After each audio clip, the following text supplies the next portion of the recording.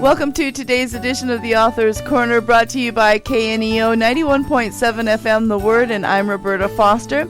Today I welcome Rachel Hauck to Author's Corner. She's written the book Meet Me at the Starlight, which is published by Bethany House, a division of Baker Publishing House, and she will tell you how to find the book at the end of the program. A little bit about Rachel. She is an award-winning New York Times, USA Today, and Wall Street Journal best-selling author. She's a double Rita finalist and a Christie and Carol Award winner. Her book, Once Upon a Prince, first in the Royal Wedding series, was actually filmed for an original Hallmark movie. And we're going to hear a little bit about that, but mostly about her book, Meet Me at the Starlight. And welcome, Rachel. Thank you, Roberta, for having me. It's good to be here. Well, when I looked at the title, it just struck me as being a older generational theme story. Am I right in that? Or what time frame are we talking about that your book is written in? Yeah, this one's fun. It's set in the mid-20th century, so we have some of the... It's kind of what maybe some readers are familiar with, split time. So we have a historical storyline. Okay. Set in the 30s and the 40s, and a little glimpse at the 60s. But then the contemporary storyline, which would usually be now in present day, is in the late 1980s. So we had a good time looking back at that mid-20th century and coming into the new millennium, what things might have looked like, and the things that were happening in the 80s. So it's kind of a mid-century, 20th century book that I think people really like. Well, and you've got some Hollywood stars as your primary characters, so give us an insight into the storyline. Well, if anybody's read any of my books, I write about songwriters and singers and princes and princesses and actors and now supermodels. So I kind of like to write about these characters that seemingly have a larger-than-life life and a life that most of us aren't even going to touch, let alone look into. But they're just like you and I, ordinary people, and in many ways have more trials based on the level of their fame and the level of their money. And so I kind of like bringing those big kind of people, those big characters that we're never going to meet in the supermarket aisle, into our lives through story. And so Matt is a Brat Pack, if anybody remembers that from the 80s, the Brat Pack, which was Rob Lowe and Emilio Estevez and their friends. He's one of those kind of guys, a little bit of a bad boy actor. And then Harlow is a supermodel, how we came into the era of supermodels in the late 80s into the 90s, and just bringing them into a small town setting to save the Starlight, which is a roller skating rink built by a prince. So that's how we kind of bring the story together, and the woman who owns the Starlight is Matt's grandmother. And so there's just going to be this familial connection. And then Matt and Harlow actually met on a movie set and actually had a crush on each other. But she fell in love with someone else, and we're bringing the story full circle again. Well, great. Yes, roller skating's not exactly the most contemporary thing in most communities, but actually here in Neosho we have one of those as well. Yeah, it's actually seeming like making a comeback. I'm seeing commercials with roller skating in the commercials. I was on Amazon just about the time the book came out in the 1st of July, and they had a little roller skating emblem at the top of the whole Amazon page, and I said to my readers, look, you guys, it's back. So maybe it's making a comeback. Maybe so. Okay, so you have 2 younger people and an aunt that comes together in the story.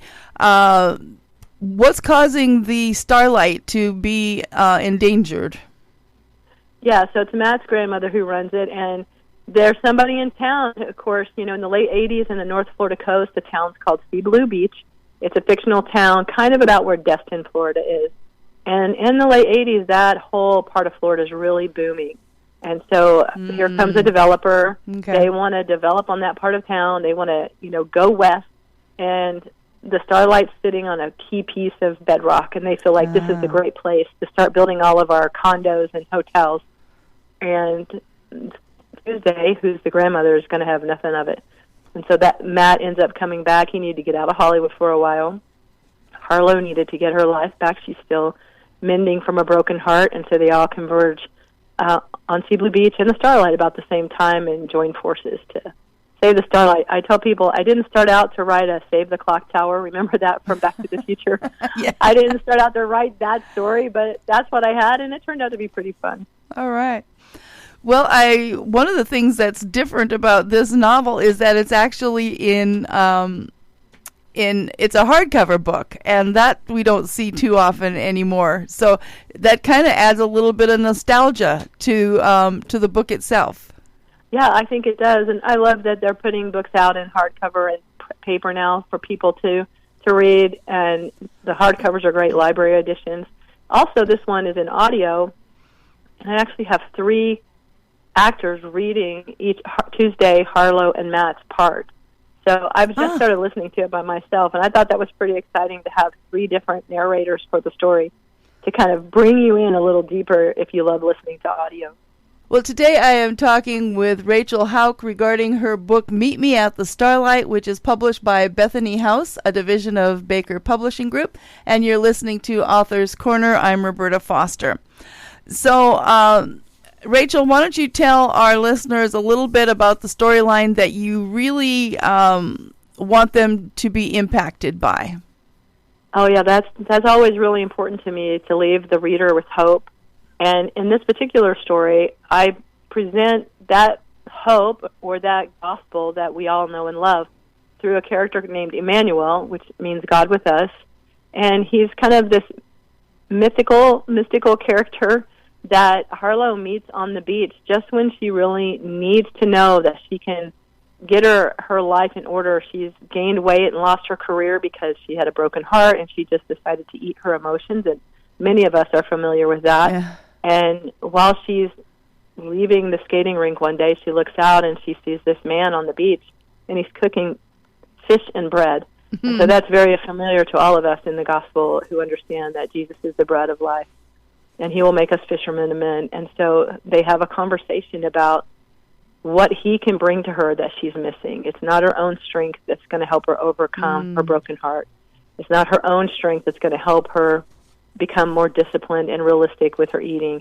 It's going to be him. And so they have this really beautiful conversation on the beach. And so for me, I always like to bring in the supernatural in some small way, because it's around us whether we can see it or not. So as a writer, I take a little liberty and go, if I could bring the supernatural in so we could all see it in the natural, what would be happening? And so that's where I get that inspiration for the story. All right. Well, we see a lot of grandparents raising their grandchildren in our society today. You have Matt with a very special relationship with his grandmother. So tell us how that works in your story. Well, Matt's mother died young. She actually had a tragic drowning, which isn't on the page, but that's just the backstory. And so he's raised with his dad and his grandmother. And the dad is very devoted. And you learn a little bit about his dad's story growing up when we see Tuesday's life as a young woman. And so he became very devoted to her after World War II. And so he decided he wasn't going to leave. So he ends up raising Matt as a single dad. And Tuesday presents herself as the mother in the story. She kind of is that mother influence on Matt's life. So he's also very devoted to her. And Tuesday is an amazingly strong, loving character. I think she just shines. I had to be careful that she didn't overtake the story, but she's just a really super strong character. She puts up a lot with her husband, but she's so devoted, and I think readers will be inspired by her story. Well, I'm sure that grandparents that have their grandchildren under tow will appreciate the extra effort that you put in that character. Well, we appreciate them.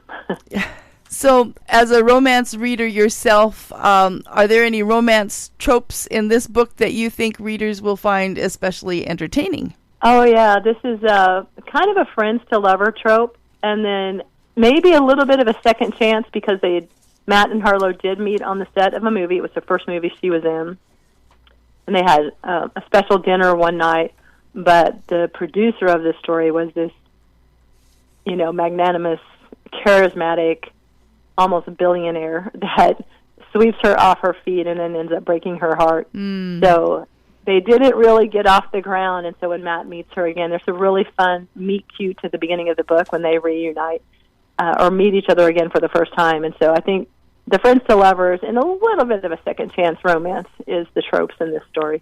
Okay. Well, why don't you tell us what you are involved with as your next literary project?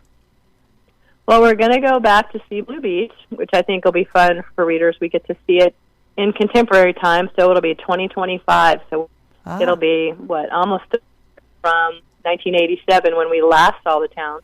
And some mighty big things have happened. There have been some big changes in the town, and there's going to be a little bit of a fight. So we're going to fight again to save something, and this time it's the town itself. Oh! So I guess I've struck on a theme with saving things.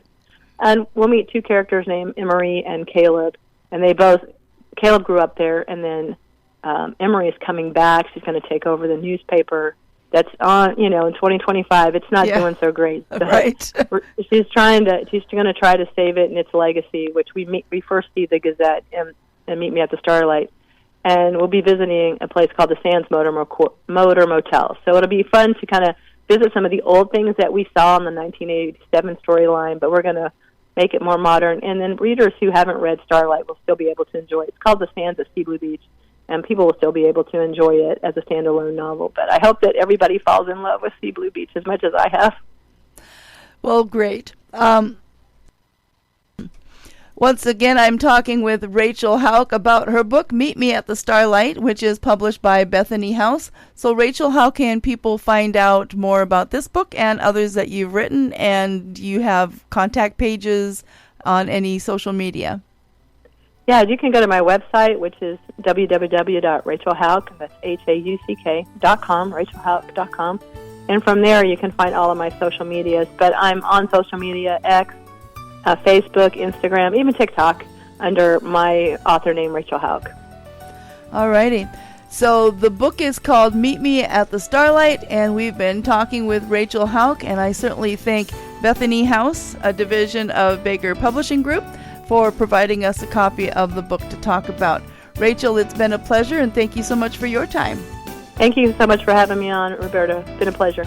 And to our listeners, thank you for tuning in. And as a reminder, you can now find this interview on your favorite podcast platform or through kneo.org. I'm Roberta Foster on the Author's Corner. Join me again next time.